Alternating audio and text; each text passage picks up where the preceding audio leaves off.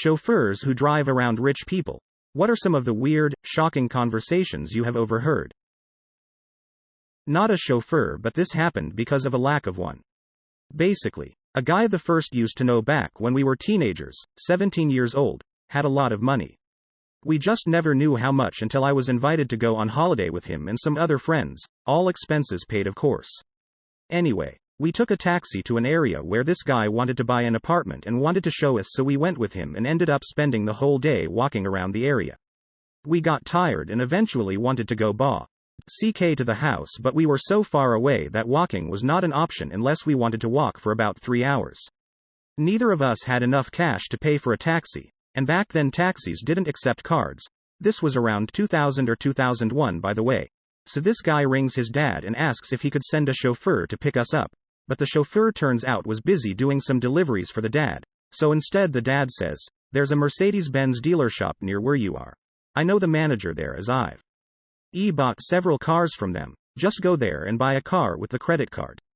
You can leave it in the house and we'll figure out how to bring it home later." So we went to this dealership and somehow in about 30 minutes the manager did all the paperwork and we ended up driving back to the house in a brand new Mercedes C-Class, which we used for the rest of the holiday. Billy Bob Thornton was doing radio press for a movie about to come out, meaning he had to stop by 6 to 7 radio stations for interviews. He wanted to have a cigarette in the vehicle on the way to the next interview, but I had to let him know our company has a no smoking policy in our vehicles. He asked me to call the owner to make an exception, but the owner said no and it's a $250 cleaning fee if he smoked in the vehicle. He asked to stop by a bank, came out and handed me $5,000 cash and said, "Here's for the whole goddamn pack." He smoked in the car the rest of the trip. Later I got up the nerve to ask him if that's the most expensive pack of cigarettes he's ever smoked. All he said was, "Not even close," never explained it further. I think about him often. Picked up a wedding party. Bride, bridesmaid, and bride's boyfriend who was paying for the wedding. They had a magnum of champagne and we drove around for quite some time while they snorted cocaine in the back. They were using rolled up $50s and $20s, then tossing them to me in the front seat as tip money. I dutifully brushed off each bill and added them to my wallet, pretending not to know what was going on. The couple argued off and on about showing up to the wedding. Apparently she felt weird about getting married and he was trying to convince her it was a good idea. Finally dropped them off at the church and he slipped me a matchbook with his name and number written on it. Yeah, it was the late 80s and I was a young woman, one of the only female limo drivers at the time in that city. Scored a sweet leather jacket with the tips from that night. So many weird stories. Edit. Boyfriend and groom were not the same person. When we were in high school, my friend used to caddy at a local country club. One guy really liked him and asked if he would be willing to drive him around while he went out partying. This was like 2003 and in a pretty rural area. My friend agreed. He picked the guy up at like 8 p.m. Right off the bat, the guy handed him $200. He went to a bar for a little bit. My friend sat in the car. The guy came out, handed him another $200 and told him he had to visit his friend real quick. He went and got a bunch of coke. They went to another bar. He handed my friend another $100 and told him to look out the window and turn up the radio. He then blew several lines. He came out a couple hours later with a girl. He was married with kids. He handed my friend another $200 and they went back to her house. After they fucked, he came out and asked to be taken to the beach. At this point it was like 2 to 3 a.m. My friend said that the guy slowly walked around the beach, went into the water up to his ankles, in his shoes, threw a bunch of rocks into the water and then sat in the sand for about 45 minutes. He came back to the car and asked to be driven home. When they got out of the car he hugged my friend and gave him $500 and asked him to never tell anyone what happened. None of us really believed my friend when this happened until the guy he drove got arrested for assault and possession of cocaine like 6 months later. I once worked at a really exclusive club in Massachusetts, the kind you have to be born into and or have generational wealth to be voted into membership by the board. 1. Drew Barrymore was a frequent guest and there was always a lot of tension between her and her ex who always came with his extremely young new GF wife. She wasn't super friendly. No one was supposed to acknowledge they recognized her, seemed constantly stressed, and I felt kind of bad for her. Didn't seem like a fun life. Mitt R. Romney, Morgan Freeman, and a bunch of big-time athletes were also frequent guests. 2. Someone got married at our club and spent over $2 million on the wedding. They flew out the event planners for Coachella to design every aspect of the wedding. It was a spectacular wedding and one of the most fun nights I've ever had. However, at the end of the night, the front desk saw the groom go home with one of the bridesmaids instead of the bride. 3. I helped set up and cater this one member's garden party. A casual affair for them that must have cost tens of thousands. They had a well-known music group come play for their guests and I got to play cornhole with said group during the luncheon, which was pretty cool. 4. So many wealthy kids with rich kid problems and wildly different upbringings. Parents would constantly talk and quiz their kids on politics, history, science, etc. One group of guys was challenging their teenage sons to come up with a business idea. The boy with the best idea would receive $1 million for startup costs. Kids talked stocks constantly at the dinner table. Teenagers would come to eat with their friends, drink, and drop a casual $15,000 bill on their parents' tab. Just such a stark contrast from the way I was raised, where money was a taboo topic and my weekly $2 allowance for a week's worth of chores made me feel rich. 5. It was a small island with an equally small nightlife, so for fun, we would grab a drink and an ice cream cone, and hop on the yachts at ND sailboats parked at the docks. We'd explore and pretend we were sailors or captains for the night. Once we hopped on Johnny Depp's super yacht while he was out at dinner. We actually managed to hang out for a hot minute before security finally kicked us off. 6. While looking for a tennis partner, I met this truly lovely couple who basically adopted me. I would bike to their house to play matches on their backyard tennis court every day.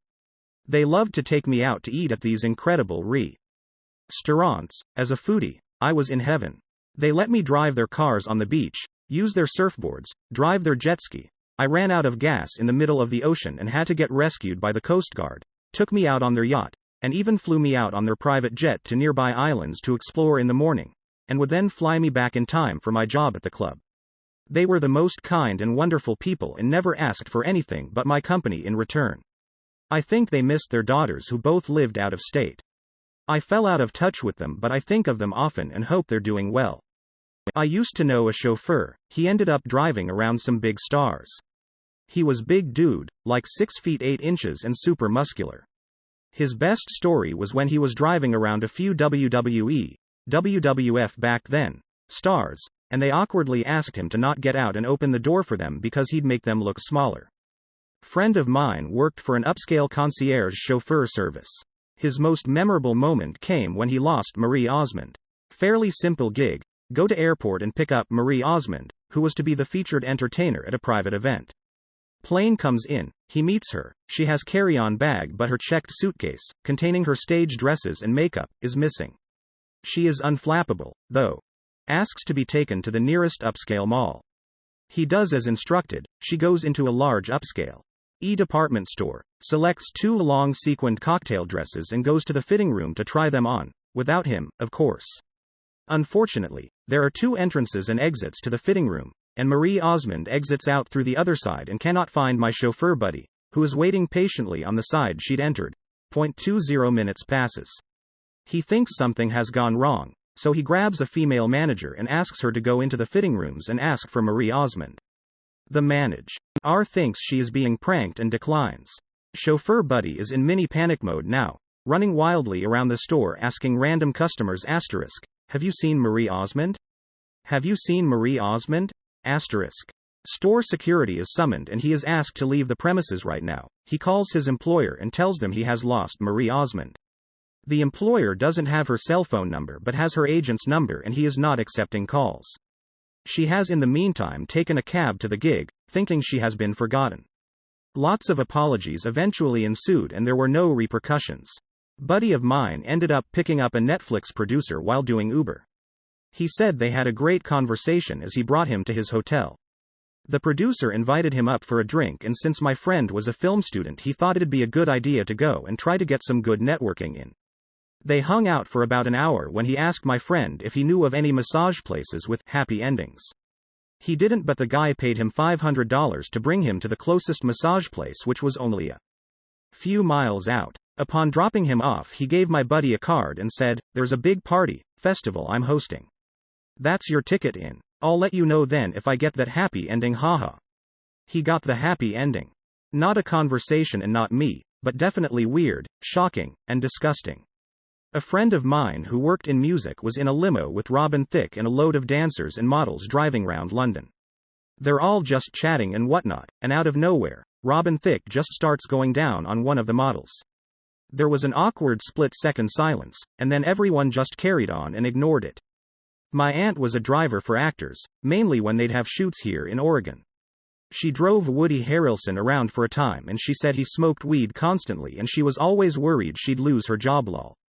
I used to drive limousine and taxi. One time I got the manager of a fairly famous Canadian band in my car asking me where to buy coke.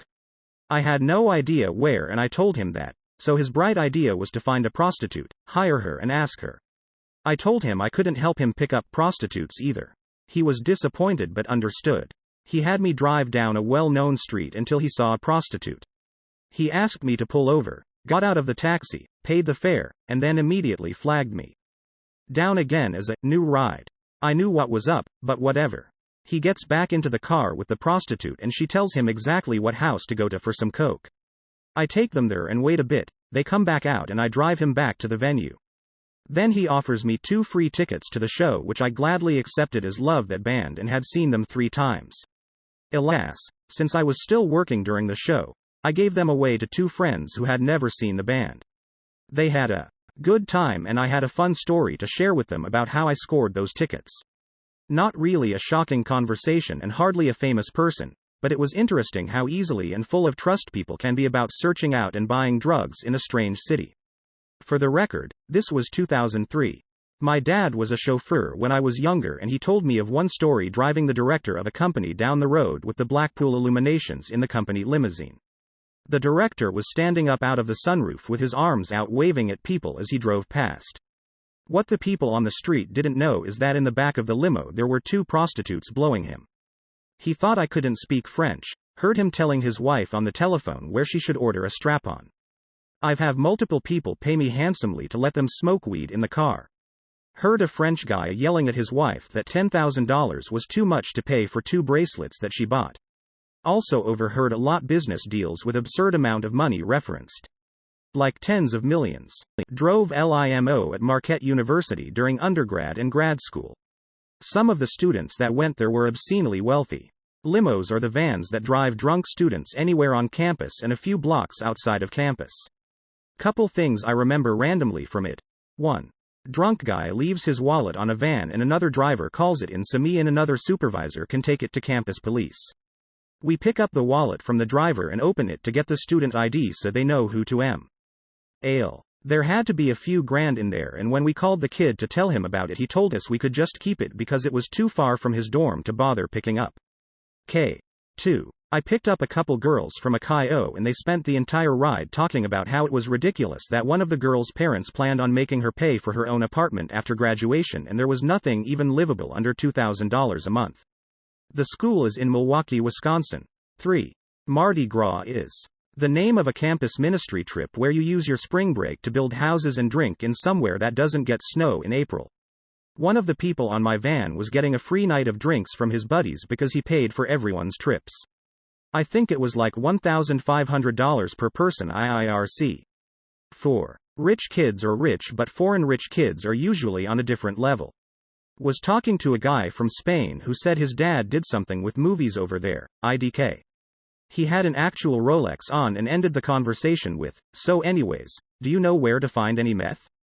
5. It is a free service and a frat star tried to pay me for the ride with a Ziploc baggie of cocaine. I said no and he called me a legend and left a $20 in the cup holder before I realized it. My sister was in a limo once and asked the driver about his most interesting ride. The driver said that he picked up some models who were going to a PETA demonstration. I'd rather be bare than in fur, or whatever it was. He got to the location, they stripped naked in the back of limo, and he waited until they were done with the photo op. This is not a limo story, but this thread reminded me of a rich guy story. My daughter played soccer for many years and at one practice, a guy drove up in a Ferrari, got out, and started talking to another of the dads on the team. After a few minutes, the guy left and another of the dads went over there and asked him who that guy was. He replied that the guy was his lawyer or something. I come to find out years later that guy in the Ferrari was a multi-millionaire, had one and only 1 centiliter. IENT. That dad. And his only job was to handle the dad's charitable donations. So this dude got filthy rich donating millions of dollars of somebody else's money and taking a percentage off the top. The dad, who was apparently worth several $100 million, never came across as rich at all. He wore sweats too and was at every practice and game. He drove a Camry, had been married to his average-looking wife for like 25 years. Stuff like that. Acted like a normal guy like the rest of us. Not a chauffeur, but seemed like a good chance to remind people of the story of John Boehner, at the time, Speaker of the U.S. House of Representatives, third in line for the U.S. presidency, not knowing how to use Uber. As the story goes, one of his aides downloaded the app onto his phone and showed him how to use it. Unknown to him, he'd been stuck on the carpooling option, Uber Pool. That's what he used for years. There are all sorts of tales of commuters hopping into their carpool and bam, there's John Boehner stuck in a middle seat asking to get dropped off at the Capitol building. However you feel about his politics, I think that's pretty funny. One of my best friends used to drive Uber in a wealthy area of LA. He told me so many stories about drunk celebs and TikTokers in his car. Someone offered him a bag of weed because they felt sorry for their friend throwing up in the back seat. Most people were just normal though. Some highlights. Quentin Tarantino and Trisha Paytas were making out in his backseat when they were secretly dating lol. Mike Tyson is apparently very nice in person and also a giant pothead. Somebody on Gossip GI. RL and her friend were arguing about chicken nuggets and tried to get him to go through a Wendy's drive-thru during the lunch rush when there were 10 cars already in line. Addison Rae or one of her friends took their shoes off and left them in the car. Leo DiCaprio took more than 5 minutes to find the car. He seemed out of it and was quietly bobbing his head listening to music on his headphones. Wasn't exactly a chauffeur, but I did have the distinguished privilege of working with a multimillionaire one time for a couple days, and I was just astounded at how out of touch he was with people. One conversation he was talking about how he hated all the new homes they were building and he liked old castles, so he was having a castle in Scotland disassembled and reassembled here in the US piece by piece. On another occasion he asked me why I wasn't in college yet. The job was after high school. And I was working as a plumber, and gave me an "oh right," when I told him I couldn't afford to go yet and had to save up. Not a chauffeur, but worked as a caterer for private jets and the insane folks who owned them. Had a huge order from what I knew to be a smaller jet, so I really wondered about it. When one of the owner's handlers was training a new flight crew, he ordered $12,000 of meals for a flight that didn't exist just so the new flight attendants could practice the fine points of checking in a catering order. I listened outside after the food drop as the handler started explaining what to do to 6 of the most beautiful humans I have ever seen. We provided food for a lesson. The food was wasted. I found it in the dumpster outside one of the hangars the next day. Not a chauffeur, and I was a participant in this conversation. I used to tutor an oligarch's daughter in Rublevka, the wealthy suburb outside Moscow. One day she mentioned that she likes to ski. I asked her which kind of skiing she preferred. Downhill is more popular where I'm from, but cross-country is quite popular in Russia. It's even part of some schools' curricula. Her answer? My favorite kind of skiing is the type where you jump out of a helicopter. Silly me, I forgot about that kind. I sometimes Uber drove in DC and they would order a ride, but instead of getting in the vehicles, they would just put a bunch of paperwork in your car and then you would deliver it to the next government building. Always felt kinda sketchy that government employees would send documents via Uber drivers lol. About 25 years ago I had a summer job at a very tony country club. 6-figure joining fee, 5-figure continuing membership dues, and that got you nothing but the privilege of paying top dollar for rounds, food, etc. I was a porter some of the time, as we had cottages on club grounds for members to stay and make a weekend of it. One of my duties was driving members to and from airports, usually private airports for private jets. One time I'm driving 2 guys to the airport, and one of them street arts complaining. Seems he and his wife are always fighting over who gets the jet every weekend, and where they want to go. Well, the other one replied, my 3rd jet is actually just gathering dust right now, since my son went to college. Want to take it off my hands? They shook on it right there in the van. Not a chauffeur. A small part of my family was Chicago Mafia. Grandpa told me a story of a family wedding in Chicago they went to in the late 60s. They were picked up at the airport by a limo with some high-ranking family members. On the way to the hotel, they were stopped about 8 times by various police officers. The officer would walk up to the driver's window. The chauffeur would reach into a money bag and pass a bill to the officer. Nothing would be said and they'd take off again. Eventually, my grandpa asked if they were being bribed. His cousin, Mafia, laughed and said, "No, it's Thursday. That's when we pay our boys." So I guess that's how they did it. Looks like a traffic stop and in the open where it's not unexpected. So I'd imagine that chauffeur had seen some things. I'll answer for my grandparents. They owned a limousine business, I believe in the early 2000s, and my grandmother drove Mel Gibson around. She said he was nice and that he had requested to sit in the front passenger seat due to car sickness. Not a driver, but I used to caddy at a fairly exclusive country club in Massachusetts. It's the kind of place where, no matter how rich you are, you can't buy a membership. You're either born into it or you marry a member. As a result, a lot of the members like to show off their influence by inviting guests who would otherwise be unable to play at the club. Someone invited Mitt Romney. We were given a heads up that the governor, he wasn't a senator yet, would be coming and they wanted us to know how to act around him. We were told he wanted to be treated like anyone else, but they didn't want us to gawk. So, I guess to make sure us dumb caddies weren't gawking, we were instructed to not look at or acknowledge the governor. Because this is precisely how we would treat other people. I did get to shake his hand and chat a little bit. He was friendly, personable, way nicer than a lot of the members. I still don't like a lot of his politics, but he seemed nice enough in person. I was driving a Uber and I picked up 2 businessmen in an industrial park. They were building developers. The man who was clearly the boss spoke to me as if I were a man and I was always the driver who picked him up. Although they were clearly from the Middle East, they chose to speak English. Maybe they thought it was rude not to, being in the US? But if that would have been rude, I'm not sure what the rest of the conversation was. They spoke about the future of business as if it were all so feudal and how everyone will be either very wealthy, like them, or very poor, and how their children really won't be able to get jobs either but also won't need to. I logged more than 4,000 rides between 2015 and 2017 and that was one of the weirdest. The other weirdest guy the first picked up from a dispensary. He was really good looking, very well dressed, and clearly well to do, but he was in some kind of mental distress. He wanted to visit more dispensaries but had clearly already bought the max. I got his hotel information through conversation and went there instead. On the way, he told me, in all seriousness, all about how his father was God, which meant he was Jesus. Didn't you notice how much brighter the sun became when I got in your car? He was serious. He also followed Guns N' Roses like they were the Grateful Dead. He thought Axl Rose was the smartest man alive. He didn't really notice when we got to his hotel instead of the dispensary. I did ask him if he had taken any other drugs that day and he insisted he hadn't. That was also one of the weirdest.